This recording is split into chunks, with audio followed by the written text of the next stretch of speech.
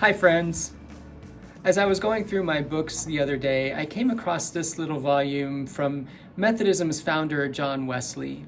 It's called Primitive Physic, an easy and natural method of curing most diseases. In these days of virus and vaccine, I thought it might be interesting to look at some of Wesley's ideas about health and wellness.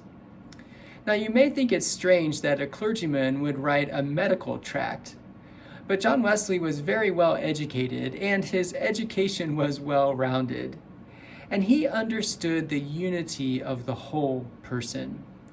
His mission was to promote healthy bodies and minds as well as to save souls. And so in his ministry with the poor and the marginalized, he shared the good news of Jesus for the soul, and he also shared literature for the mind and remedies for the body.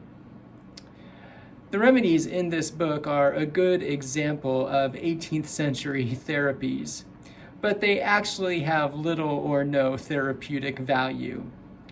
Almost every single one of them involves a cold bath of some sort.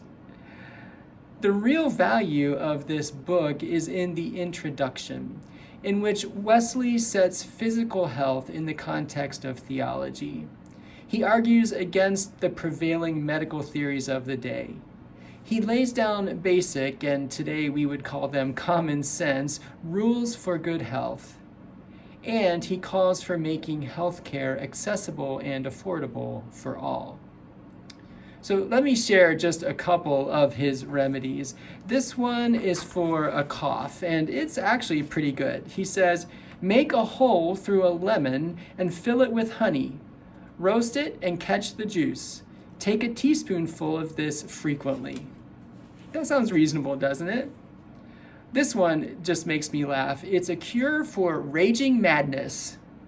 Apply to the head cloths dipped in cold water, or set the patient with his head under a great waterfall as long as his strength will bear. Or let him eat nothing but apples for a month, or nothing but bread and milk. Wesley believed that medical treatments should follow the simple guideline of this medicine removes this pain.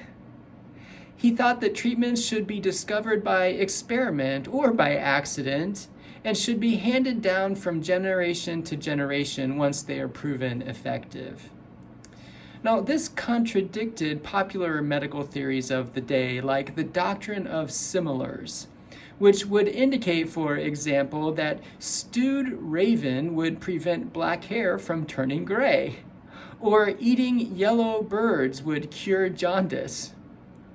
Another example of the medical theories is the doctrine of signatures, which held that a plant or an animal with markings similar to the body part to be treated were effective therapies.